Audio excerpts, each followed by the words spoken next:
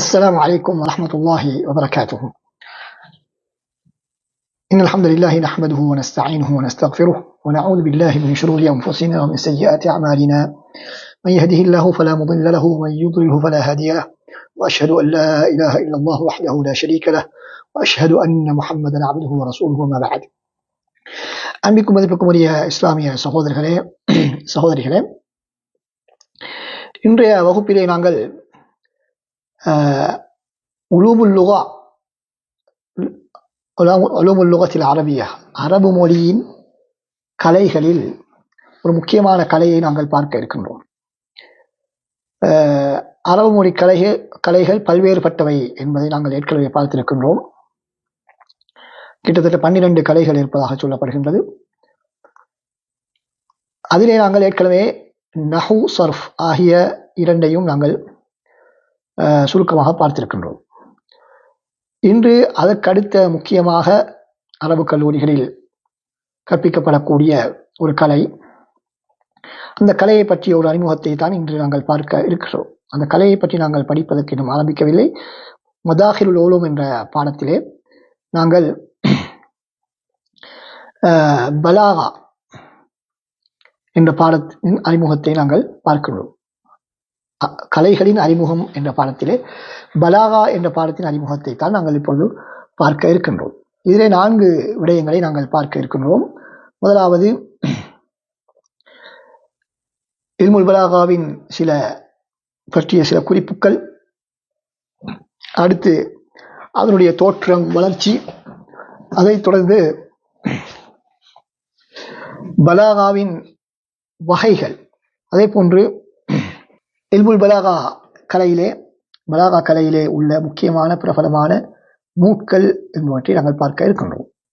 முதலாவதாக, இந்த இல்முல் பலாகா என்பது அரபு மொழியின் ஒரு முக்கியமான ஒரு கலை. அரபு மொழி கலைகளில் மிக முக்கியமான ஒரு கலை.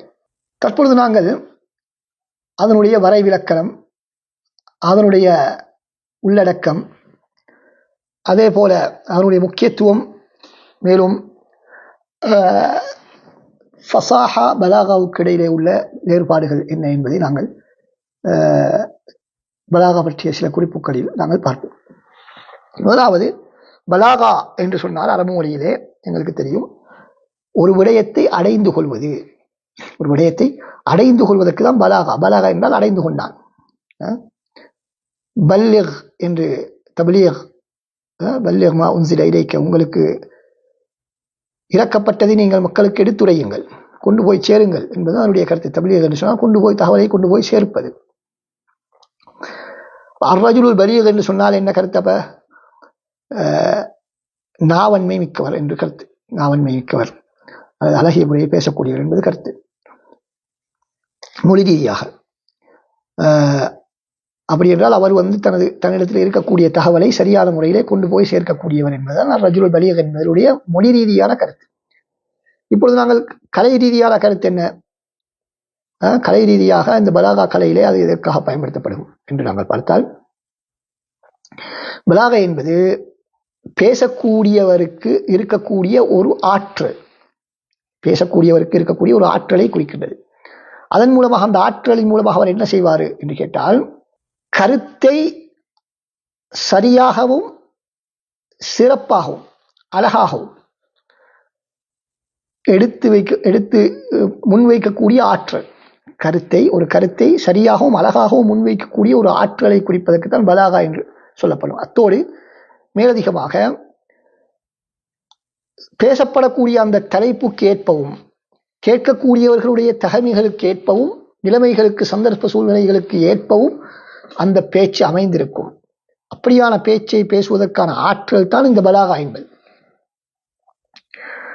என்றால், ஒரு கருத்தை சரியாக சொல்லவும் வேண்டும், அது சரியாகவும் இருக்க வேண்டும், அழகாகவும் இருக்க வேண்டும், அதே நேரத்தில் அந்த சந்தர்ப்ப சூழ்நிலைக்கு, பேசப்படக்கூடிய தலைப்புக்கு பொருத்தமாகவும் இருக்க வேண்டும். இதுதான் பலாகா. அப்படியே அதுக்கு அந்த ஆற்றல் அந்த ஆற்றலுக்குத்தான், அப்படியான ஆற்றலைத்தான் நாங்கள் பலாகா என்பதாக சொல்கிறோம். இந்த கலைக்கு ஏன் அப்படி பெயர் வைத்திருக்கிறார்கள் என்று சொன்னால், பேசக்கூடியவர் அதன் மூலமாக தனது நோக்கத்தை அடைந்து கொள்ள முடியும். கேட்கக்கூடியவருடைய உள்ளத்திலே தாக்கத்தை செலுத்த முடியும், தான் நாடக்கூடியதை அவர் அடைந்து கொள்ள முடியும். இதனால்தான் அதுக்கு பலாகா என்று சொல்லப்படுகிறது. 3 விஷயங்கள் நடைபெறுகின்றன. பேசுகிறவர் என்ன நோக்கத்துக்காக பேசுகிறாரோ அதனை அடைந்து கொள்வது, கேட்பவர் அதனை புரிந்து கொள்வது, அதாவது பேசக்கூடியவர் தனது நோக்கத்தை நிறைவேற்றுவார், நான் என்ன சொல்ல வாரன்றதை சரியாக சொல்வது. 2வது, கேட்பவரும் சரியாக புரிந்து கொள்ள வேண்டும், புரிந்து கொள்ளக்கூடிய விதத்தில் அமைய வேண்டும். 3வது, அவர் நாடியது நடக்கும், அவர் நாடியது அந்த இடத்திலே நடைபெறக்கூடிய விதத்தில் அது காணப்படும். ரைட். அடுத்ததாக இதனுடைய இந்த பாடப்பரப்பு என்ன, இது சம்பந்தமாக இது பேசுகிறது. வைத்தியம் என்று சொன்னால் அது மனிதனுடைய உடம்பு சம்பந்தமாக, நஹு என்று சொன்னால் அரபியனுடைய அந்த அரபு வசனங்கள், அரபு மொழி வசனங்கள், சர்ஃப் என்று சொன்னால் அரபு மொழி வார்த்தைகள். அதே போல இல்முல் பலாகா என்பது எதனை அடிப்படையாக கொண்டு ஆய்வு செய்கிறது என்று கேட்டால், அரபிகள் பேசிய பேச்சுக்கள், அரபிகள் பேசிய பேச்சுக்கள் அல்லது அரபு மொழியில் அமைந்த பேச்சுக்கள். மின் ஹைசு முதாபகத்துஹு லிமுக்தபல் ஹால், சந்தர்ப்ப சூழ்நிலைக்கு ஏற்ப அது இருக்கிறதா என்பதை எந்த அளவுக்கு அது சந்தர்ப்ப சூழ்நிலைக்கு பொருந்தி செல்கின்றது என்பதை, அரபு மொழியிலே உள்ள அந்த பேச்சு எந்த அளவுக்கு சந்தர்ப்ப சூழ்நிலைக்கு பொருந்தி செல்கிறது என்பதுதான் அந்த இல்முல் பலாகா ஆய்வு செய்யக்கூடிய அந்த பகுதி. எனவே எந்த ஒரு கவிதையை எடுத்துக்கொண்டாலும், பேச்சை எடுத்துக்கொண்டாலும், ஒரு வசனத்தை எடுத்துக்கொண்டாலும், ஒரு செய்யுளாக இருக்கலாம் அல்லது உரைநடையாக இருக்கலாம், எதுவாக இருந்தாலும், செய்யுள் என்று சொன்னால் கவிதையாக இருக்கலாம், உரைநடையாக இருக்கலாம், எதுவாக இருந்தாலும் அது அந்த சந்தர்ப்ப சூழ்நிலைக்கு ஏற்ப அமைந்திருக்கிறதா இல்லையா என்பது பற்றித்தான் இதிலே விவாதிக்கப்படும். இல்முல் பலாகாவிலே எந்த அளவுக்கு அந்த சந்தர்ப்ப சூழ்நிலைக்கு பொருத்தமாக இருக்கிறது. எனவே இந்த சந்தர்ப்ப சூழ்நிலைக்கு இவர் இந்த பேச்சு பொருத்தமானதாக இருந்ததா இல்லையா, நமது பேச்சை எப்படி பொருத்தமாக அமைத்துக் கொள்வது, சந்தர்ப்ப சூழ்நிலைக்கு ஏற்றவாறு எந்த சந்தர்ப்பத்தில் எப்படி பேசுவது என்ற விடயங்களை எல்லாம் கற்கக்கூடிய கலைதான் பலாகாவுடைய கலை. ஏனென்று சொன்னால், ஒரு கூட்டத்தோடு பேசக்கூடிய நேரத்திலே அல்லது ஒரு சந்தர்ப்ப சூழ்நிலையில் பேசக்கூடிய பேச்சை போன்று ஒரு சமுதாயத்தோடு பேசக்கூடியதை போன்று இன்னொரு சமுதாயத்தோடு பேச முடியாது. கற்றவர்களோடு பேசுவது போல அப்பாவிகளோடு பேச முடியாது, பெரியவர்களோடு பேசுவது போல சிறுவர்களோடு பேச முடியாது, பெண்களோடு பேசுவது போல ஆண்களோடு பேச முடியாது. இப்படி பல வித்தியாசங்கள் இருக்கின்றன. எனவே அதற்கு ஏற்ப எப்படி எங்களுடைய பேச்சுக்களை அமைத்துக் கொள்வது என்பதுதான் இந்த பலாகாவிலே நாங்கள் படிக்கக்கூடிய விஷயம். இப்பொழுது நாங்கள் முதலாவதாக முக்கியமான ஒரு விடயத்தை நான் சொல்வதற்கு மறந்துவிட்டேன். பலாகா என்பது எல்லா மொழியிலும் உள்ள ஒரு விஷயம்தான், அரபு மொழிக்கு மாத்திரம் சொந்தமான ஒரு விடயம் அல்ல. எப்படி நஹு என்பது, இலக்கணம் என்பது, சர்ஃப் என்பது ஏனைய மொழிகளில் இருக்கின்றதோ அதே போல இந்த பலாகா என்பது ஏனைய மொழிகளிலே இருக்கின்றன. இல்முன் நஹு என்று சொன்னால் அரபு இலக்கணம் என்பதாக நாங்கள் சொல்கிறோம். நஹு என்றால் அரபு இலக்கணம், நஹு என்றால் இலக்கணம், கவாயித் என்பதாகவும் சொல்லப்படுகிறது, இல்முல் கவாயித். அதே போல பலாகாவுக்கு தமிழ் மொழியிலே நாங்கள் என்ன சொல்லலாம் என்றால் அணி இலக்கணம் என்பதாக சொல்வார்கள். என்ன சொல்வார்கள்? தமிழ் மொழியிலே அணி இலக்கணம். அப்ப எனவே பலாகா என்றால் என்ன என்பது உங்களுக்கு நாங்கள் சொல்வது புரியாவிட்டால் நீங்கள் அணி இலக்கணம் என்று நீங்கள் தேடி பார்த்தால் அணி இலக்கணம் சம்பந்தமாக பல தமிழ் நூல்களும் இருக்கின்றன. அந்த நூல்களில் சென்று பார்த்தால் சில விடயங்கள் இதில் புரியாவிட்டால் உங்களுக்கு அதிலே சில வேலை புரிய வரலாம். எனவே அணி இலக்கணம் என்பதுதான். அணி என்று சொன்னால் என்ன? தமிழ் மொழியிலே அணி என்று சொன்னால் அழகு, இலக்கணத்துக்கு அழகு சேர்ப்பதுதான் என்ன இந்த பலாகா. எனவே பலாகா என்பது பேச்சை அழகுபடுத்துவது, பேச்சை அழகுபடுத்தக்கூடிய ஒரு கலை. சொல் அணி, பொருள் அணி, சொல் ரீதியாக அழகுபடுத்துவது, அதே போல பொருள் ரீதியாக அழகுபடுத்துவது, இவையெல்லாம் இந்த பலாகாவிலே உள்ளடக்கக்கூடியது.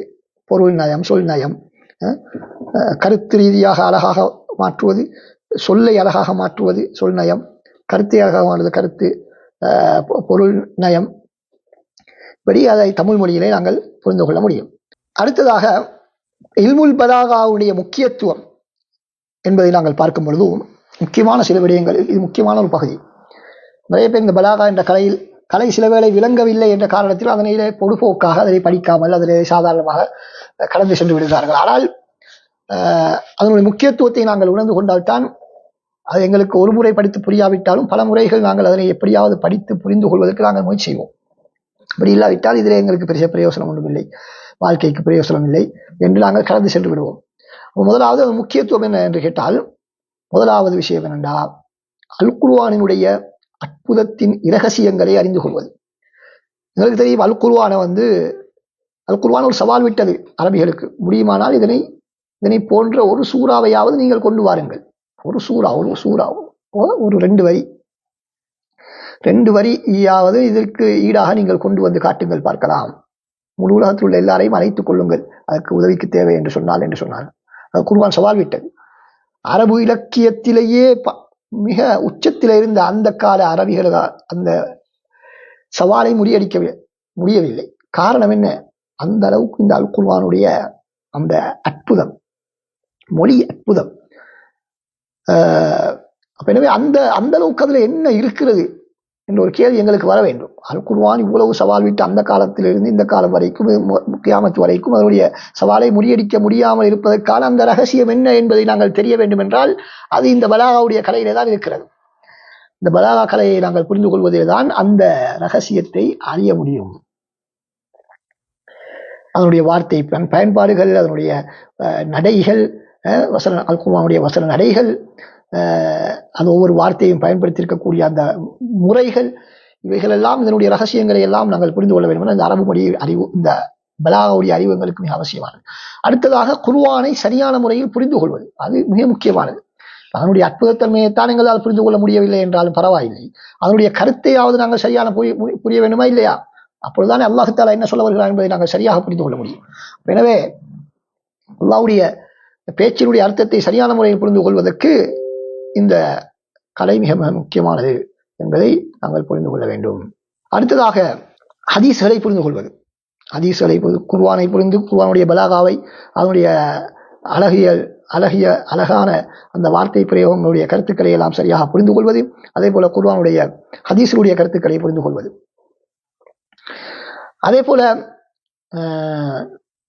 அரபியனுடைய பேச்சுக்களின் கருத்துக்களை நாங்கள் புரிந்து கொள்வது. அரபிகளுடைய பேச்சு நிறைய இருக்கு. சஹாபாக்களுடைய அதுக்கு முன்னால் வாழ்ந்த அரபிகள், இவருடைய பேச்சுக்களிலே நிறைய விடயங்களை நாங்கள் புரிந்து கொள்ள வேண்டும் என்று சொன்னால், ரகசியங்களை புரிந்து கொள்ள வேண்டும் என்றால், தெரியும், முஅல்லகாத்து ஸபா என்று 7 கவிதை தொகுப்புகள் இருந்தன, கவிதை காவியங்கள். அந்த 7 கவிதை காவியங்கள் ஏன் 7 கவிதை காவியங்கள் பிரபலமானது? அந்த காலத்தில் இருந்த இலக்கியத்தில் ஆக டாப் லெவல், மிகச்சிறந்த இலக்கியங்கள். அதனால்தான் முஅல்லகாத்துன்னு சொல்வார்கள். முஅல்லகாத்துனா காபாவில் அவற்றை தொங்க விட்டிருந்தார்கள். அப்ப காபாவில் தொங்க விடக்கூடிய அளவுக்கு இலக்கிய நயத்தில் மிக சிறந்த காவியங்கள். அவைகளை எல்லாம் நாங்கள் புரிந்து கொள்ள வேண்டும் என்றால், அவைகளை புரிந்தால்தான் எங்களுக்கு அரபு மொழியிலே பாண்டித்யம் ஏற்படும். குர்ஆன் சுன்னாவை எங்களுக்கு நல்ல முறையில் புரிய முடியும். எனவே அதற்கும் என்ன தேவை? இந்த பலாகா எங்களுக்கு அவசியமானது. எனவே அரபிகளுடைய பேச்சுக்களை, இந்த கவிதைகளுக்கு மத்தியிலே உள்ள ஏற்றத்தாழ்வுகள் எல்லாம் நாங்கள் புரிந்து கொள்ள வேண்டும் என்றால், எங்களுக்கு இந்த அரபு பலாகா அவசியமானது. அதே போல எங்களுடைய பேச்சுக்கள், ஒவ்வொருவருடைய பேச்சுக்களும் ஒவ்வொரு தாக்கத்தை உடையவை. ஒரு பேச்சு எந்த அளவுக்கு தாக்கம் செலுத்தும் என்று சொன்னால், எந்த அளவுக்கு இந்த பலாகாவை பேணி அந்த பேச்சு அமையுமோ அந்த அளவுக்கு தான் அது மக்களுடைய உள்ளத்திலே தாக்கத்தை உண்டாக்கும். குர்ஆன் ஏன் அந்த காலத்து அரபிகளுடைய உள்ளத்திலே மிகப்பெரிய தாக்கத்தை உண்டாக்கியது? அவர்கள் இஸ்லாத்தை ஏற்றுக்கொள்ளாவிட்டாலும் கூட அவருடைய குர்ஆனை அவர்கள் மறைந்திருந்து, இந்த குறைஷி தலைவர்கள் குர்ஆனை மறைந்திருந்து ஒளித்தெடுத்து கேட்பார்கள். மற்றவர்களை பார்த்து விடக்கூடாது, பார்த்தால் ஏதாவது குறை சொல்லி விடுவார்கள் என்பதற்காக, அந்த குர்ஆனுடைய அதனை சுவைப்பதற்காக, அந்த இலக்கிய நயத்தை சுவைப்பதற்காக ஒளிந்திருந்து அவர்கள் கேட்பார்களாம். காரணம் என்ன? அது அந்த அளவுக்கு உள்ளத்தில் பெரிய ஒரு தாக்கத்தை உண்டாக்குறது. யாராவது ரசூலுல்லாவோடு மிக பெரும் ஒரு போட்டிக்கு வந்தால், போட்டிக்கு என்று சொன்னால் ரசூலுல்லாவுடன் சண்டை பிடிக்கக்கூடிய ஒரு தோரணையில் ரசூலுல்லாவிடத்திலே வந்து பெரும் விவாதம் செய்வதற்கு தயாராகி வந்து நிறைய பேச்சுக்களை பேசினது முன்னால் ரசூலுல்லா ஒன்றும் செய்ய மாட்டார்கள். இறுதியிலே குர்ஆனுடைய சில வசனங்களை ஓதி காட்டுவார்கள். அத்தோடு என்ன, ரசூலுல்லாவும் அப்படித்தான், சஹாபாக்களும் அப்படித்தான். குர்ஆனுடைய சில வசனங்களை ஓதி காட்டுவார்கள். அவர்களால் அதை கூட சில நேரம் ஓதியது போது நிப்பாட்டுங்கள், என்னால் தாங்கிக் கொள்ள முடியாது என்று சொல்லக்கூடிய அளவுக்கு அவர்கள் அந்த குர்ஆன் காணப்பட்டது. காரணம் என்ன? அவர்கள் அந்த பலாகாவை அவர்கள் புரிந்திருந்த, பலாகாவுடைய அந்த உணர்வு அவருடைய இயல்பிலே அப்படியே அது காணப்பட்டது. அவருடைய இயல்பிலே அது இரத்தத்தோடு கலந்திருந்தது இந்த பலாகா என்பது. அதனால் அந்த குர்ஆனுடைய கருத்தையோ அதனுடைய ஆழத்தை அவர்கள் இன்றைய நாங்கள் இஸ்லாத்தில் இருக்கக்கூடிய முஸ்லிம்களை விட நன்றாக உணர்ந்து கொண்டார்கள். அடுத்ததாக அன்பார்ந்த சகோதரர்களே, அப்ப எனவே நாங்களும் எங்களுடைய பேச்சுக்களை எந்த அளவுக்கு அழகான முறையில மாற்றுவோமோ அந்த அளவுக்கு அது மக்களுடைய உள்ளத்திலே தாக்க முடியாதாக மாறும். அழகாக மாற்றுவதென்றால் இந்த அணி இலக்கணம் எங்களுக்கு தெரிந்திருக்கணும். இல்முல் பலாகா எங்களுக்கு தெரிந்தால் தான் அதை அப்படி செய்ய முடியும். அதே போல இந்த இல்முல் பலாகாவை நாங்கள் கற்பதனுடைய காரணம் வந்து எங்களிடத்தில் இந்த இலக்கிய திறமைகளை நாங்கள் வளர்த்துக் கொள்ள வேண்டும். இலக்கியத்தை சுவைக்கக்கூடிய அந்த தன்மை எங்களுக்கு இருக்க வேண்டும், அந்த உணர்ச்சி. அதே நேரத்தில் மற்றவர்களுடைய பேச்சுக்களை விமர்சனம் செய்யக்கூடிய அந்த ஆற்றலை வளர்ப்பதும் இதனுடைய ஒரு நோக்கம். ஒரு பேச்சை எடுத்தால் இது வந்து எந்த அளவுக்கு ஒரு மக்களிடத்திலே தாக்கம் செலுத்தக்கூடிய பேச்சா இல்லையா என்பதை எடை போடுவதற்கான ஒரு ஆற்றலை வளர்த்துக் கொள்வதும் இந்த பலாகாவை நாங்கள் கற்பதனுடைய முக்கியமான நோக்கம். எனவே முக்கியமாக நாங்கள் இந்த இடத்திலே 7 விடயங்களை நாங்கள் சொல்லியிருக்கிறோம். ஒன்று, குர்ஆனுடைய அற்புதத்தின் ரகசியங்களை அறிந்து கொள்வது, குர்ஆனில் உள்ள அந்த மறைமுகமான அந்த கருத்துக்களை புரிந்து கொண்டு அல் குர்ஆனை சரியான முறையில் புரிந்து கொள்வது. 3வது, ஹதீஸை புரிந்து அதிலே உள்ள அந்த சொல் நயம், பொருள் நயம் போன்றவற்றை நாங்கள் புரிந்து கொள்வது.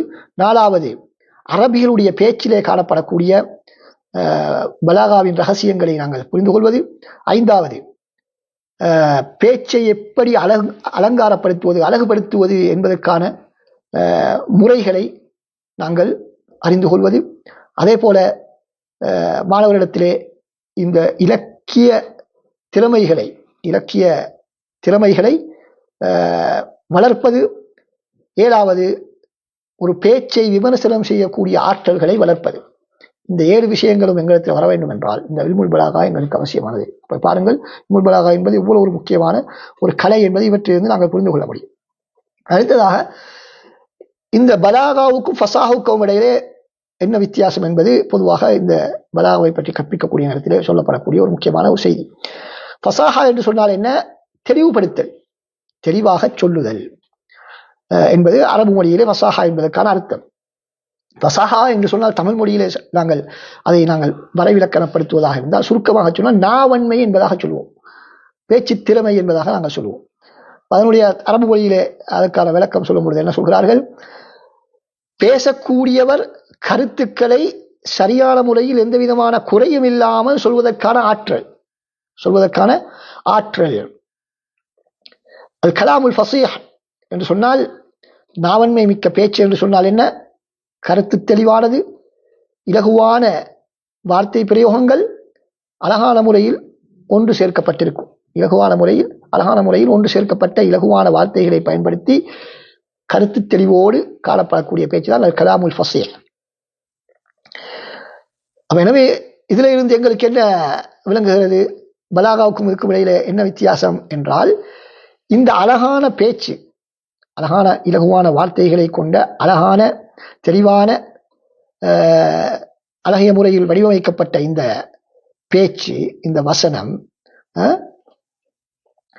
அது சூழ்நிலைக்கு ஏற்ப மாற்றப்பட்டால், சூழ்நிலைக்கு ஏற்ப அது மாற்றப்பட்டு கேட்கக்கூடிய ஒரு உள்ளத்திலே தாக்கத்தை செலுத்தினால் அது வந்து என்ன?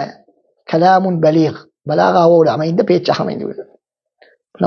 எனவே ஒரு பேச்சு அழகாக இருப்பது மாத்திரம் பலீகான பேச்சு என்பதற்கான அடையாளம் அல்ல. அவரிடத்திலே அழகான வசனத்தை ஒருவர் அமைத்திருப்பது மாத்திரம் அது பலாகாவோடு இருக்கிறது என்பதற்கான அர்த்தம் அல்ல. அது பலாகாவோடு அவர் பேசுகிறார் என்பதற்கான அர்த்தம் அல்ல. மாற்றமாக அந்த அழகாக இருந்தாலும் அந்த இடத்துக்கு பொருந்துகிறதா, எந்த அளவுக்கு தாக்கம் செலுத்துகிறது என்பதை பொறுத்துதான் அது பலீகா இல்லையா என்று நாங்கள் தீர்மானிப்போம். அந்த 2 சூழ்நிலையை அவதானிக்காமல் மக்களிடத்திலே தாக்கம் செலுத்தாமல் இருந்தால் அது வந்து பலீக் அல்ல, அந்த பேச்சு பலீகாக இருக்க மாட்டாது. எனவே நாங்கள் என்ன சொல்லுவோம்? பலீகானவர் எப்பொழுதுமே ஃபஸீஹாகத்தான் இருப்பார். பலாகாவோடு பேசக்கூடிய இடத்திலே ஃபஸாஹா இருக்க வேண்டும். ஏன்னா ஃபஸாஹா இல்லாமல் பலாகா உருவாக முடியாது.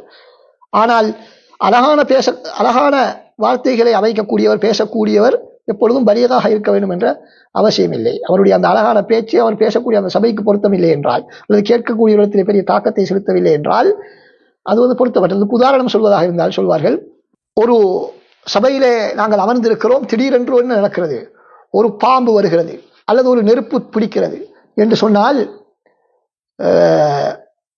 அது ஒரு குண்டு வந்து விழுகிறது என்று சொன்னால் என்ன, இந்த இடத்திலே நாங்கள் அதோ பாருங்கள் பெரும் ஒரு பாம்பு வந்துகிறது என்று சொன்னால் அது வசனம் அழகாகத்தான் இருக்கிறது. ஆனால் அது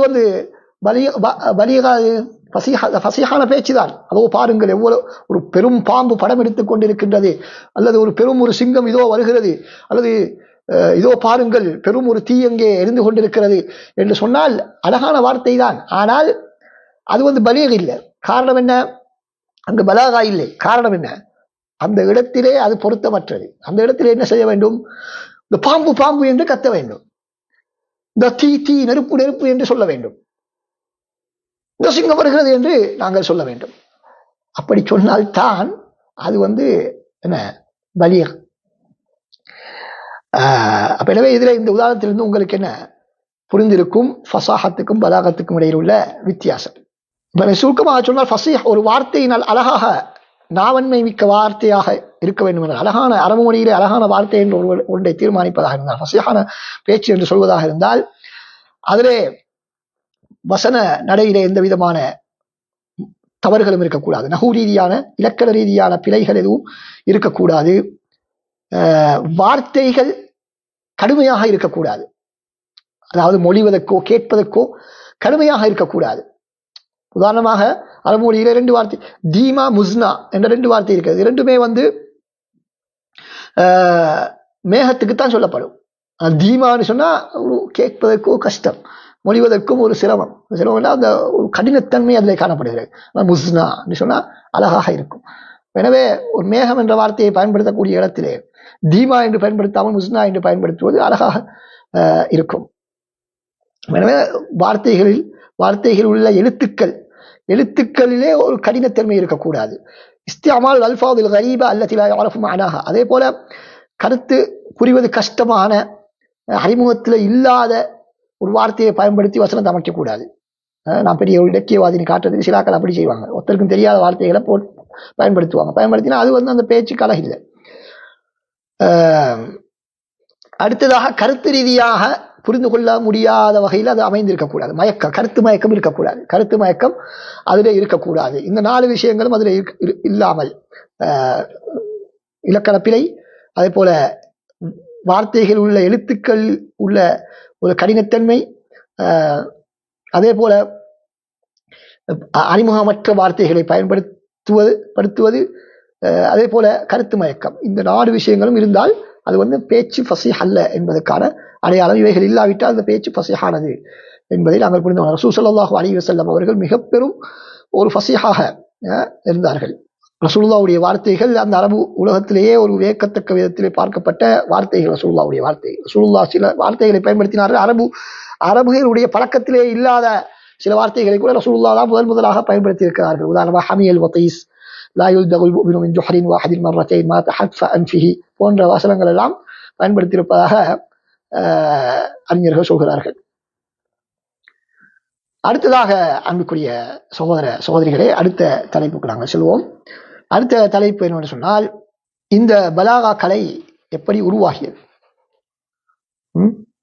பலாகா கலை எப்படி உருவாகியது, தோற்றம், வளர்ச்சி, அவற்றை நாங்கள் பார்க்க போகிறோம். ஏற்கனவே நாங்கள் சொன்னது போல அரபிகளிடத்தில் இது இயற்கையாக இயல்பிலே காணப்பட்ட ஒரு ஆற்றல், அரபியருடைய இரத்தத்தோடு கலந்த ஒரு ஆற்றல் தான் இந்த பலாகா என்பது. அவர்களுடைய பேச்சில பிழை பிடிக்க முடியாது. அவர்கள் பிழையாக பேசினாலும் அது ஒரு சட்டமாக மாறிடும். அப்படித்தான் அந்த அரபிகள், அறியாம காலத்தில் இருந்த அரபிகள் பேச்சில போய் நாங்கள் பிழை பிடிக்க முடியாது. ஏனென்றால் அவர்களுடைய அது பிழை விட்டாலும் அது ஒரு சட்டமாக மாறிடும். அப்படித்தான் அரபிகளுடைய நிலைமை. அவர்கள் இயல்பிலே அப்படி அரபு மொழியிலே வார்க்கப்பட்டிருந்தார்கள். தமது பேச்சிலே, தமது கவிதைகளிலே எல்லாம் அவர்கள் இந்த பலாகாவோடு தான் அவர்களுடைய எல்லாமே காணப்படும். ஆனால் அவற்றிலே தரத்திலே தான் வித்தியாசம். ஒருவருடைய தரத்தில் வித்தியாசமே தவிர யாருமே பலாகா இல்லாமல் பேசக்கூடியவர்கள் என்று சொல்ல முடியாது. ஆனால் அந்த காலத்தில் இப்ப பலாகா இது போல கலைகள் ஏதாவது இருந்ததா என்றால் இல்லை. அவர்களுடைய பேச்சில இருந்து நாங்கள் தான் இந்த கலையை தனியாக எடுத்து சட்டத்திட்டங்களை உருவாக்கி வைத்திருக்கிறோம் என்பதை நாங்கள் புரிந்து கொள்ள வேண்டும். இல்லாவிட்டால் அரபியல் இடத்துல இப்படி இல்முல் பலாகான ஒரு கலை இருந்துச்சு, அதைத்தான் நாங்கள் இன்றைக்கு படிக்கிறோம்னா அப்படி இல்லை. அவங்களுடைய தத்பீகாத்து நாங்கள் சொல்லுவோம், அவருடைய நடைமுறையில் காணப்பட்ட ஆங்காங்கே காணப்பட்ட விடயங்களை எல்லாம் தொகுத்து நாங்கள் ஒரு கலையாக அமைத்து வைத்திருக்கிறோம். அப்ப ஏன் அது உருவாகுவதற்கு தேவை, இப்படி தொகுத்து தனியாக பிரித்து தொகுப்பதற்கான தேவை எப்படி ஏற்பட்டது என்று கேட்டால், அரபியல் இயல்பிலே அரபி அல்லாதவர்கள் இஸ்லாத்திற்குள் நுழைந்து பின்னால் அவர்கள் அரபியை கற்பதற்கான தேவை ஏற்பட்டது. எனவேதான் இந்த அரபியாவை கற்பிக்கக்கூடிய இடத்தில் எல்லாவற்றையும் ஒன்றாகவே போட்டு ஒரு கலவையாக கொடுத்தால் ஒன்று கற்பிப்பதும் சிரமம், கற்பதும் சிரமம். எனவே எல்லாவற்றையும் தனித்தனியாக இதற்கு இந்த பகுதி, இதற்கு இந்த பகுதியில் இவற்றை கற்க வேண்டும் என்பதற்காகத்தான் நஹு வேறாக, சர்ஃபு வேறாக, பலாகா வேறையாக, ஒவ்வொரு கலையாக அது பிரிக்கப்பட்டிருக்கிறது. இப்படித்தான் இல்முல் பலாகாவும். அப்ப எங்கள் வரைக்கும் இந்த இல்முல் பலாகா வந்தடைவதற்கு இடையிலே பல கட்டங்கள், 3 கட்டங்களாக அதனை நாங்கள் பிரிக்கலாம். முதலாவதாக முதல் நூற்றாண்டின் இறுதி பகுதி, 2ஆம் நூற்றாண்டின் ஆரம்ப பகுதி, ஹிஜ்ரி 100க்கு நெருக்கமாகும், 100க்கு பிற்பட்ட காலங்கள். இந்த காலத்திலே தான் உருவெடுத்தது. உலமாக்கள் அரபிகளுடைய பேச்சுக்களிலே இருக்கக்கூடிய அந்த வழிமுறை, அந்த நடைகளை ஆய்வு செய்தார்கள். ஆய்வு செய்து அவர்களுடைய பேச்சுக்களுடைய அந்த முறைகளை அவர்கள் சுவைத்து அவற்றிலே இருந்து சட்டங்களை ஏற்றுவதற்கு சிந்தித்த காலம்தான் அது. அப்ப எனவே அந்த காலத்தில் என்ன நடக்கும்னு கேட்டால், ஜாஹிரியா காலத்திலே இஸ்லாத்துக்கு முற்பட்ட காலத்தில் இருந்த அந்த கவிஞர்கள் இலக்கியவாதிகளுடைய கவிதைகளை விமர்சனம் செய்வதற்கான சபைகள் அந்த காலத்திலே நடைபெறும். அந்த காலத்திலே நடைபெறக்கூடிய காலம் அது ஹிஜ்ரி 100க்கு பிற்பட்ட காலம். எனவே அந்த காலத்தில் உமவியாக்கள், அப்பாசியாக்கள் காலத்திலே வாழ்ந்த கவிஞர்கள், ஆரம்ப கால கவிஞர்களுடைய கவிதைகளோடு தமது கவிதைகளும் அது போன்று அமைய வேண்டும் என்பதற்காக வேண்டி அவர்கள் என்ன செய்தார்கள், பல்வேறு முயற்சிகளை ஈடுபட்டார்கள். நஹுவிகள், நுஹாத்துகள், அதாவது இலக்கணவாதிகள், நஹுவுடைய ஈடுபாடுடையவர்கள் என்ன செய்தார்கள், அவர்களுடைய பேச்சு ஃபசாஹத்தை கடைபிடிப்பதற்கு அவர்கள் ஆர்வம் செலுத்தியதை போல இவர்கள் என்ன செய்தார்கள், அதில் உள்ள பலாகத்தை பேணுவதற்கான ஆர்வத்தை காட்டினார்கள். அப்ப நஹுக்கும் பலாகாவுக்கும் இடையில மிக நெருக்கமான ஒரு தொடர்பு இருக்கிறது. நஹுவிலே சட்டத்தை பேசுவார்கள், ஆனால் அதாவது முபுத்ததா ஆரம்பத்தில் வர வேண்டும், ஹபர் பின்னால் வர வேண்டும். எப்பொழுது முபுத்ததாவுக்கு முன்னால் ஹபர் வரலாம், இஸ்முக்கு முன்னால் ஹபர் வரலாம், ஃபாயிலுக்கு முன்னால் மஃபூல் எப்பொழுது வரலாம் என்ற சட்டங்கள் எல்லாம் அதில் பேசுவார்கள். ஆனால் அது எந்த சந்தர்ப்பத்தில் அதனை பயன்படுத்துவது என்பதை பலாகாவில தான் பேசுவார்கள். நஹு தெரியாம என்ன செய்ய முடியாது, பலாகாவை படிக்க முடியாது. அதனால தான் எல்லா இடங்களிலும் அரபு கல்லூரியில் முதலாவது நஹு சர்ஃபை படிப்பிப்பார்கள். அது ரெண்டும் இல்லாமல் என்ன செய்ய முடியாது, பலாகாவை புரிந்து கொள்ள முடியாது. எனவே அதிலே சட்டங்களை சொல்வார்கள். அந்த சட்டங்களை எப்பொழுது பயன்படுத்துவது, அந்த சந்தர்ப்பங்களை எந்தெந்த சந்தர்ப்பங்களை பயன்படுத்துவது என்பதை பலாகாவிலே நாங்கள் படிப்போம். அப்ப சீபவஹி ரஹ்மத்துல்லாஹ் அவர்களுடைய கிதாபு தான் மிக முக்கியமான ஒரு கிதாபு. நஹு, சர்ஃப், பலாகா போன்ற எல்லா கலைகளையும் பேசிய ஒரு அரபு மொழியை படிப்பவர்கள், ஆழமாக கற்க விரும்புபவர்கள் இவருடைய சீபவஹி ரஹ்மத்துல்லாஹ் அவர்களுடைய அல் கிதாப் என்ற நூல் இல்லாமல் அந்த பேரே அதுதான். சீபவஹியுடைய புத்தகத்துடைய பேரே அல் கிதாப். எனவே அரபிகளிடத்திலே காணப்பட்ட அந்த பலாகா ரீதியான பல விடயங்களை அவர் அதிலே பேசியிருக்கிறார். எப்பொழுது ஒரு விடயத்தை சொல்லாமல் மறைத்து சொல்லலாம், ஹதுஃப் செய்யலாம். அதே போல எப்பொழுது ஒரு விடயத்தை மாரிஃபாவாக சொல்ல வேண்டும், எப்பொழுது நக்கீராவாக பயன்படுத்த வேண்டும், எப்பொழுது முற்படுத்த வேண்டும், எப்பொழுது பிற்படுத்த வேண்டும் என்ற விடயங்களை எல்லாம் அவர்கள் பேசியிருக்கிறார்கள். அதுக்கு பின்னால் வந்தவர் தான் அப்ப சிவவை ரஹ்மத்துல்லாஹ் ஹிஜ்ரி 180 மரணித்தவர்கள். அதுக்கு பின்னால் ஹிஜ்ரி 209 மரணித்தவர் தான் அபு உபைதா மஅமர் இப்னு முஸன்னா என்று சொல்லப்படக்கூடிய மிகப்பெரிய ஒரு மொழி அறிஞர், அரபு மொழி அறிஞர். அவருடைய மஜாசுல் குர்ஆன் என்ற நூலிலே குர்ஆன் எப்படி குர்ஆனுடைய நடைகளை அவர் சொல்லியிருக்கிறார். எப்படி அரபிகளுடைய பேச்சை போலவே பேச்சு நடைகளுக்கு ஏற்ப அல் குர்ஆன் எப்படியான நடைகளை கையாண்டு இருக்கிறது என்பதை பேசக்கூடிய நூல் தான் அது. அதிலேயும் அவர் இந்த பலாகா சம்பந்தமான பல விடயங்களை அதிலே அவர் குறிப்பிட்டிருக்கிறார். அதில் அவர் பேசிய விஷயம்தான் நான் ஏற்கனவே சொல்வது போல எப்பொழுது ஒரு வார்த்தையை முற்படுத்த வேண்டும், பிற்படுத்த வேண்டும், ஒரு இடத்தை சொல்லி அந்த இடத்திலே வாழக்கூடியவர்களை நாடுவது, அதே போல முன்னோக்கி பேசிக் கொண்டிருந்து விட்டு திடீர்னு மறைமுகமாக படற்கையிலே பேசுவது எப்படி, இது போன்ற பல விடயங்களை அவர் அதில் பேசியிருக்கிறார். அதுக்கு பின்னால் வந்தவர் தான் ஹிஜ்ரி 255 மரணித்த மிகப்பெரிய ஒரு பலாகாவுக்கு பெரிய தொண்டாற்றியவர் தான் இலக்கியவாதி அம்ர் இப்னு பஹ்ருல் ஜாஹிப் என்பதாக சுருக்கமாக சொல் ஜாஹிப். அவர் முத்தசிலாவை சேர்ந்தவர், ஆனால் அரபு மொழியிலே மிகப்பெரிய பண்டிதர். அவருடைய முக்கியமான ஒரு நூல் தான் அல் பயான் வத்தபீன் என்ற நூல். இதிலே இவர் பல விடயங்களை பேசுகிறார். அதிலே இந்த இல்முல் பயான், பலாகாவில் உள்ளடக்கக்கூடிய ஒரு கலை, இல்முல் பயான், ஃபஸாஹா சம்பந்தமான விடயங்களை அவர் அதிலே கலந்து பேசியிருக்கிறார். அதிலே பல ஒழுக்கம் சம்பந்தமான விஷயங்கள், ஞானம் சம்பந்தமான பேச்சாற்றல் சம்பந்தமான பல விடயங்களை அவர் பேசுவதோடு பலாகா விஷயங்களையும் அதிலே பேசியிருக்கிறார். அதற்கு பின்னால் நாங்கள் பார்க்கிறோம் அபு அல் ஃபரஜ் குதாமா பின் ஜாஃபர் அல் பக்தாதி என்று சொல்லக்கூடிய ஹிஜ்ரி 377 மரணித்தவர். அவர் நக்து ஷஅர் என்ற ஒரு நூலை அவர் எழுதினார். ஷியரை, அதாவது கவிதையை எப்படி விமர்சனம் செய்ய வேண்டும் என்ற ஒரு நூலை அவர் எழுதினார். அந்த நூலிலே அவர் அழகான கவிதை என்றால் எப்படி இருக்கும், மோசமான கவிதை என்றால் எப்படி இருக்கும் என்றெல்லாம் அவர் பேசியிருக்கிறார். அப்படி பேசிக்கொண்டு போகும்பொழுது அதிலே நிறைய இந்த பில்முல் பலாகா சம்பந்தமான விடயங்களை அதில் உள்ளடக்கி பேசியிருக்கிறார். அடுத்ததாக ஒரு முக்கியமான ஒரு அறிஞர் தான் அபுல் ஃபத் உஸ்மான் பின் ஜின்னி.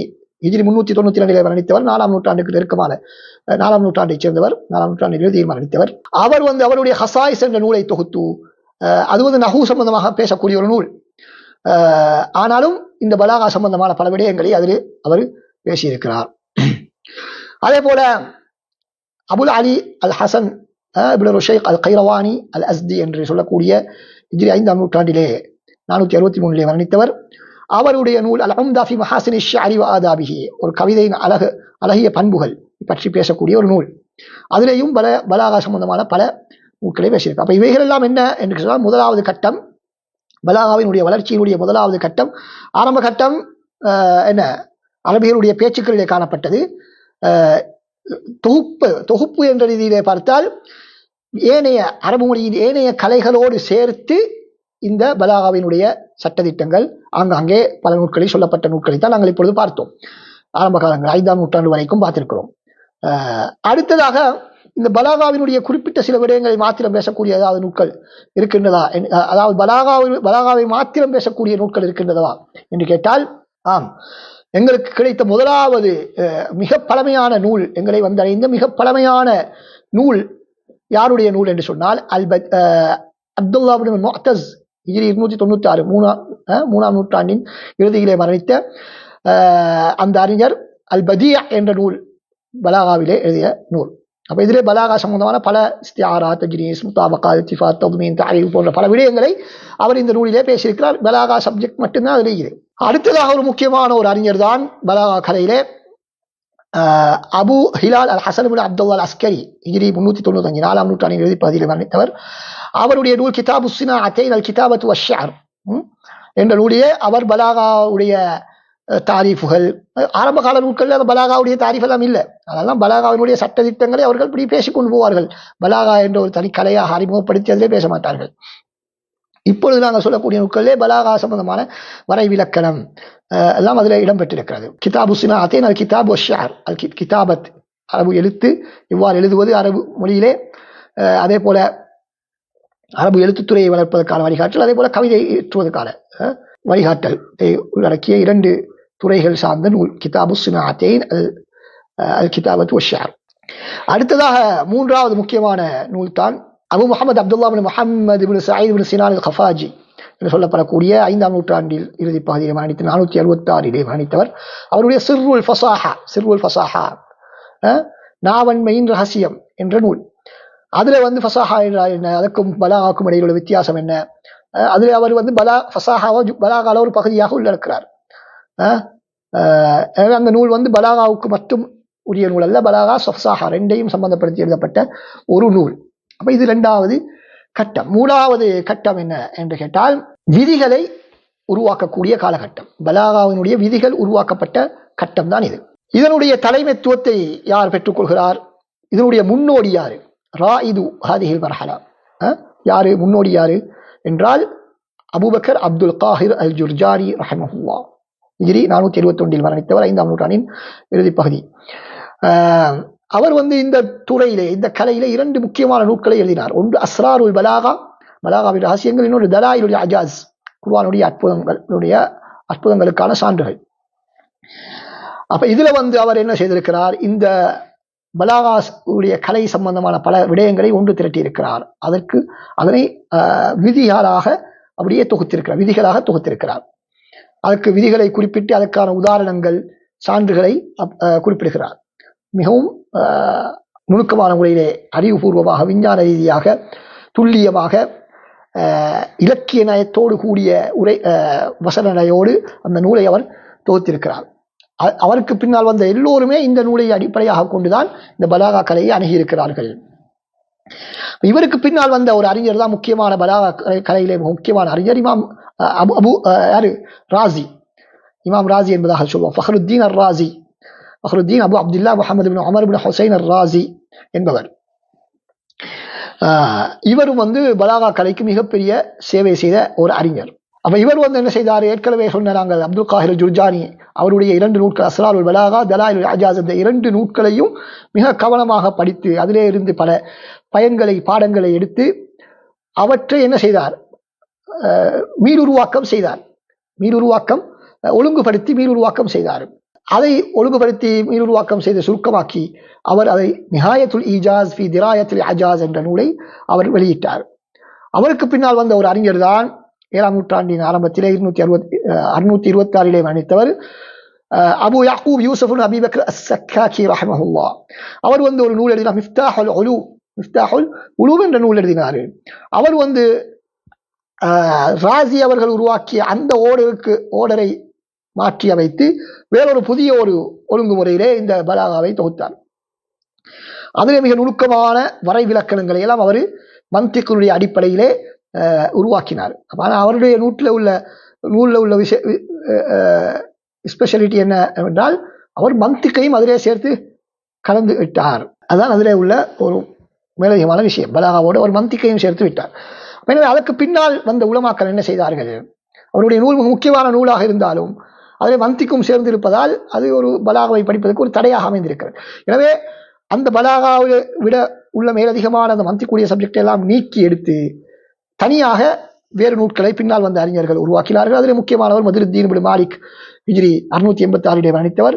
அவருடைய பேருக்கு அல் மிஸ்பாஹ் ஃபி இக்திசார் மிஃப்தாஹ், சக்காக்கியுடைய நூல் என்ன நூல், மிஃப்தாஹுல் உலூம். அதை சுருக்கி அல் மிஸ்பாஹ் ஃபி இக்திசார் மிஃப்தாஹுல் உலூம் என்ற நூலை சுருக்கி மிஸ்பாஹ் என்ற பெயரில் வெளியிட்டார்.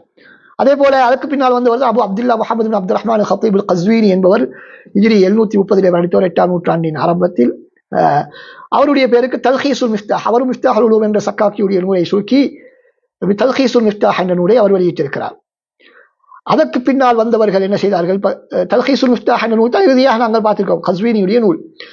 அதற்கு பின்னால் வந்தாக்கள் செய்த வேலை எல்லாம் என்ன என்றால், இந்த கஸ்வீனியுடைய தல்ஹீசுல் மிஃப்தாஹ் என்ற நூலைத்தான் அதற்கு விரிவுரை செய்வது, அதனை சுருக்குவது, அதனை கவிதையாக கொண்டு வருவது என்ற முயற்சிகளைத்தான் அதற்கு பின்னால் வந்தவர்கள் செய்தார்கள். எனவே அவருடைய நூல் அவர் இன்னொரு நூலும் எழுதியிருக்கிறார், கஸ்வீனியுடைய இன்னொரு நூலும் இருக்கிறார், இபாஹி உலூமில் பலாகா என்ற ஒரு நூலும் இருக்கிறது. ஆனால் அவருடைய அந்த மிஃப்தாஹுல் உலூம் தல்ஹீசுல் மிஃப்தாஹ் என்ற நூல் தான் பிரபலமானது. அதைத்தான் அதற்கு பின்னால் வந்த எல்லோருமே என்ன செய்திருக்கிறார்கள், தொகுத்தெழுதியிருக்கிறார்கள். அதை ஒழுங்குபடுத்தி அதை விரிவுரை செய்து அதற்கு கவிதையிலே அதை படித்து இப்படியான முயற்சிகளை செய்திருக்கிறார்கள் என்பதை நாங்கள் பார்க்கிறோம். எனவே அந்த சக்காக்கியுடைய சக்காக்கியுடைய அந்த மிஃப்தாஹுல் உலூம் தான் பின்னால் வந்த நூட்களுடைய அடிப்படையாக இருக்கிறது. அதிலும் குறிப்பாக அவருடைய நூலை சுருக்கி எழுதியவர் கஸ்வீனி தல்ஹீஸுல் மிஃப்தாஹ் என்ற நூல், அது மிக முக்கியமானது. ஏன், அதற்கு பின்னால் வந்தவர்கள் அந்த தல்ஹீஸுல் மிஃப்தாஹை அடிப்படையாக கொண்டவர்கள். எனவே மிஃப்தாஹுல் உலூம் என்ற நூல் தான் பிற்காலத்திலே வந்தவர்களால் பலாகாவிலே மிக முக்கியமாக கருதப்படக்கூடிய ஒரு நூல் என்பதை நாங்கள் புரிந்து கொள்ள வேண்டும். அடுத்ததாக நாங்கள் பார்ப்போம் பலாகாவுடைய வகைகள். பலாகாவுடைய வகைகள் 3 வகைகள் இருக்கின்றன. முதலாவது இல்முல் மஆனி, இரண்டாவது இல்முல் பயான், மூணாவது இல்முல் பதிஅ. இல்முல் பதிஅ. இந்த 3க்கு இடையில சுருக்கமான வித்தியாசத்தை நாங்கள் சொல்வதாக இருந்தால் என்ன சொல்லலாம்? பேச வருபவர், பேசக்கூடியவர் தான் விரும்பக்கூடிய என்ன கருத்தை சொல்ல நினைக்கிறாரோ அந்த கருத்தை கேட்பவருக்கு கொண்டு போய் சேர்ப்பது இல்முல் மஆனி. தான் நினைக்கும் விதத்திலே அவற்றை கொண்டு போய் சேர்ப்பது, அவர் புரிந்து கொள்ளும் விதத்திலே கொண்டு போய் சேர்ப்பது இல்முல் மஆனியுடைய பொறுப்பு. இல்முல் மஆனி அந்த கடமையைத்தான் செய்யும். இல்முல் பயான் அது என்ன? ஒரே கருத்தை பல்வேறு வகைகளில் சொல்லுவது, பல்வேறு விதங்களில் சொல்லுவது. அதிலே தான் ஒவ்வொருடைய பேச்சினுடைய தரமும் வித்தியாசப்படுகிறது. அடுத்ததாக சொல்நயம், கருத்து நயம், இந்த இரண்டையும் பேணக்கூடியதுதான் இல்முல் பதிஅ. வார்த்தையை அலங்காரப்படுத்துவது, கருத்தை அலங்கரிப்பது, இவற்றை செய்வதுதான் இல்முல் பதிஅ. எனவே ஆரம்பத்திலே பலாகா என்பது இந்த மூன்று வகையாக பிரிக்கப்பட்டிருக்கவில்லை. எல்லாம் கலந்துதான் இருந்தது. இல்முல் மஆனியை பேசிக்கொண்டு போகும்பொழுதே அப்படி பயானும் வரும். பயான பேசிக்கொண்டு போது அடுத்து திரும்ப இல்முல் மஆனி வரும். அப்படி இல்முல் மஆனி பேசும்போது பதியா வரும். பதியா பேசும் போது இல்முல் மஆனியில் உள்ள சில விஷயங்களை சொல்லுவாங்க. இப்படித்தான் ஆரம்ப காலத்தில் உள்ள நூட்கள் காணப்பட்டன. ஆரம்ப காலத்தில் உள்ள நூட்கள் அரபு இலக்கிய நூட்கள் அப்படித்தான் காணப்பட்டன. ஆனால் பின்னால் தான் என்ன செய்தார்கள்? இவற்றையெல்லாம் நாங்கள் என்ன செய்ய வேண்டும்? பிரிக்க வேண்டும். இவற்றையெல்லாம் நாங்கள் இல்முல் மஆனியை உள்ளடங்கக்கூடிய தலைப்புகளை மாத்திரம் வரக்கூடிய உதாரணங்களை மட்டும் தான் சொல்ல வேண்டும். அதுக்கு பின்னால் இல்முல் பயான், அதுக்கப்புறம் இல்முல் பதிஅ, அந்த ஓர்டர்லாம் படிப்பார்கள். இல்முல் பலாகா படிக்கிற ஓர்டர் என்ன? முதலாவது மஆனி, அதுக்கப்புறம் பயான், அதுக்கப்புறம் பதிஅ என்று வேறு வேறையாக பிரித்து அணுகினார்கள். முதலாவது நாங்கள் ஏற்கனவே சொன்னோம் என்ன? இல்முல் மஆனி. இல்முல் மஆனில என்ன நாங்கள் படிக்கிறோம் என்று கேட்டால், அரபு மொழியினுடைய வார்த்தைகளுடைய நிலைமைகளை நாங்கள் கற்கக்கூடிய கலைதான். நிலைகளை கற்கக்கூடிய கலை. அந்த நிலைகளை எதற்காக கற்கிறோம் என்று சொன்னால், எந்த நிலையை எந்த சந்தர்ப்பத்துக்கு பயன்படுத்த வேண்டும் என்பதற்காக வேண்டி. அதாவது சந்தர்ப்ப சூழ்நிலைக்கேற்ப தனது பேச்சுக்களை அமைத்துக் கொள்ளக்கூடிய முறை என்ன என்பதை படிப்பதுதான் இந்த இல்முல் மஆனி. எப்பொழுது முப்ததாவை ஆரம்பத்திலே கொண்டு வர வேண்டும், எப்பொழுது கபரை ஆரம்பத்திலே கொண்டு வர வேண்டும், எப்பொழுது முப்ததாவை பின்னால் கொண்டு வர வேண்டும் என்பது உதாரணமாக. அப்ப இதுல இந்த கலையை படிப்பதனுடைய முக்கியமான பயன்கள் என்ன என்று கேட்டால், குர்ஆனுடைய அற்புதத்தை புரிந்து கொள்வது. குர்ஆனில் அல்லாஹ் தஆலா சில விடயங்களை சில போது முற்படுத்துவான், சில போது பிற்படுத்துவான். இது போன்ற சில விடயங்களை அல்லாஹ் தஆலா ஹதுஃப் செய்வான். செல்ல வேண்டிய ஒரு விடயமாக இருக்கும், வெளிரங்கத்தில் பார்த்தால் முப்ததா இருக்கும், கபர் இருக்காது. ஷர்த்து வந்திருக்கும், நிபந்தனை இருக்கும், அதற்குரிய பதில் ஜவாப் இருக்க மாட்டாது. எனவே அது ஏன், எதற்காக, எப்ப அந்த வேலையை நாங்கள் செய்யலாம், குர்ஆன் அப்படி ஒன்று நடந்தால் அதை எப்படி புரிந்து கொள்வது என்பவற்றையெல்லாம் இதிலே நாங்கள் என்ன செய்ய முடியும்? இது தெரிந்தால்தான் எங்களால் புரிந்து கொள்ள முடியும். அரபிகளுடைய பேச்சுக்களில் உள்ள அந்த நாவன்மையை நாங்கள் புரிந்து கொள்ள வேண்டும் என்றால், சிறப்பம்சங்களை நாங்கள் புரிந்து கொள்ள வேண்டால், எங்களுக்கு இந்த இல்முல் மஆனி அவசியம். அப்ப இந்த இல்முல் மஆனியை முதலாவது உருவாக்கியவர், தனி தலைப்பாக தனது நூலிலே உருவாக்கியவர் யார் என்று சொன்னால், நாங்கள் ஏற்கனவே சொன்ன அப்துல் காஹிர் ஜுர்ஜானி தான். இவர் தான் என்ன சொன்ன முன்னோடி, இல்முல் பலாகாவுடைய முன்னோடியாக கருதப்படக்கூடியவர். தனிக்கணையாக பிரித்தெடுத்து தொகுத்த முன்னோடியாக கருதப்படக்கூடியவர் அப்துல் காஹிர் ஜுர்ஜானி. அவருடைய தலாயிலுல் அஜாஸ்ல இந்த இல்முல் மஆனியை பற்றி அவர் பேசுகிறார். அப்ப எனவே அவருக்கு முன்னால் உள்ள பலாகியங்கள் அவர்களுடைய அவதானங்களை எல்லாம் எடுத்து அதிலே இருந்து இந்த விதிகளை உருவாக்கிய இல்முல் மஆனியுடைய விதிகளை அவர் உருவாக்கி இருக்கிறார். அப்ப அதுக்கு பின்னால் வந்தவர்கள் எல்லாம் அவருடைய இந்த நூலை அடிப்படையாக கொண்டுதான் இந்த இல்முல் மஆனியை பேசுவார்கள். அவருக்கு பின்னால் வந்த முக்கியமானவர் தான் யாரு? அபு யாக்கூப் அஸ்-சக்காக்கி. அவர் என்ன செய்தாரு? மந்திக்கின் அடிப்படையிலே இந்த பலாகாவினுடைய கருத்துக்களை தொகுத்தார்.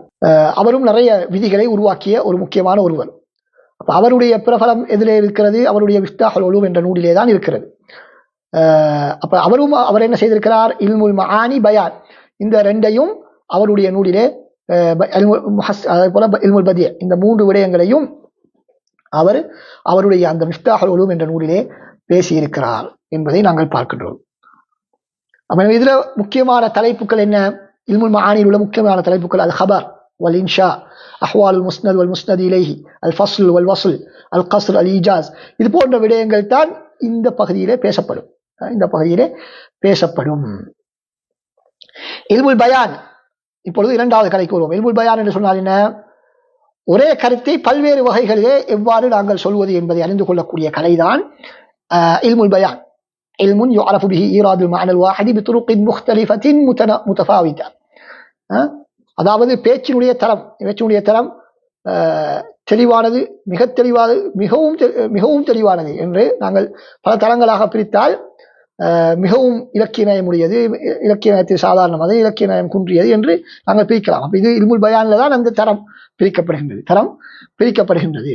அப்ப இதனுடைய பயன் என்ன என்றால், இதுவும் அரபியருடைய பேச்சுக்களுடைய ரகசியத்தை நாங்கள் புரிந்து கொள்வது, ஏற்றத்தாழ்வுகளை, பேச்சிலே உள்ள ஏற்றத்தாழ்வுகளை புரிந்து கொள்வது, பேச்சினுடைய ஏற்றத்தாழ்வு அப்படி கூடி கூடி கூடி சென்று எங்கே போய் சேர்கிறது? அற்புதம் என்ற நிலைக்கு, அதாவது யாரால் முறியடிக்க முடியாத ஒரு இலக்கிய தரம், அதுதான் குர்ஆன். எனவே அது இல்முல் பயான்ல தான் உள்ளடங்கக்கூடிய விஷயம்.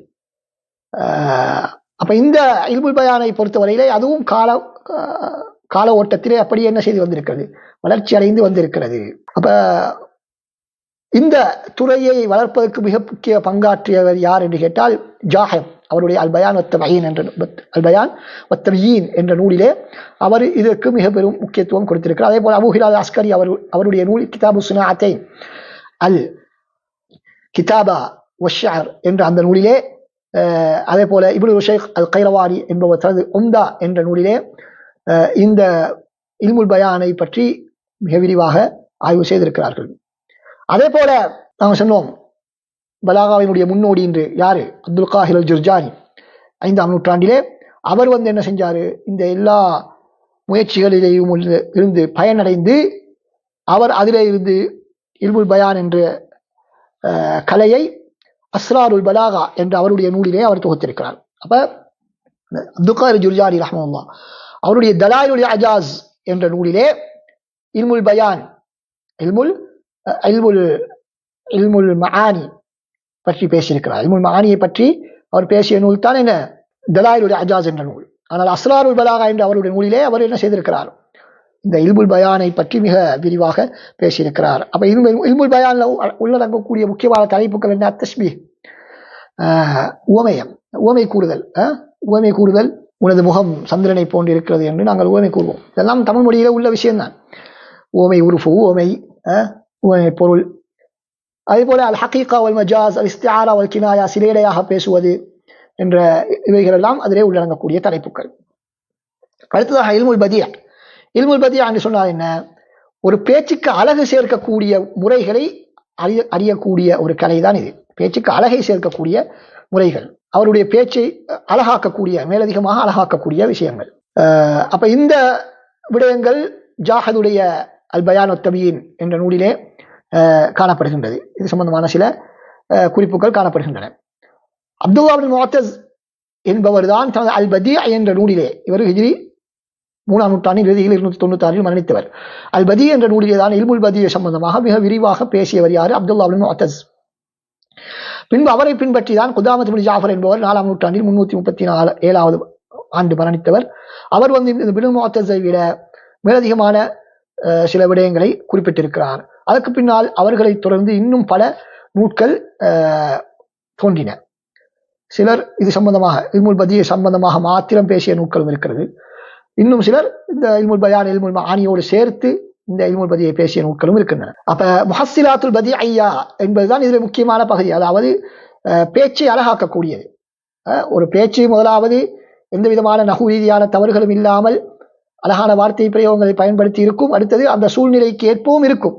ஆனாலும் என்ன, அதையும் விட மேலதிகமாக சென்று அந்த வார்த்தைகளும் அந்த கேட்பதற்கே இனிமையாக இருக்கக்கூடிய விதத்திலே அதை அமைத்துக் கொள்வதுதான் இந்த வதிய என்பது.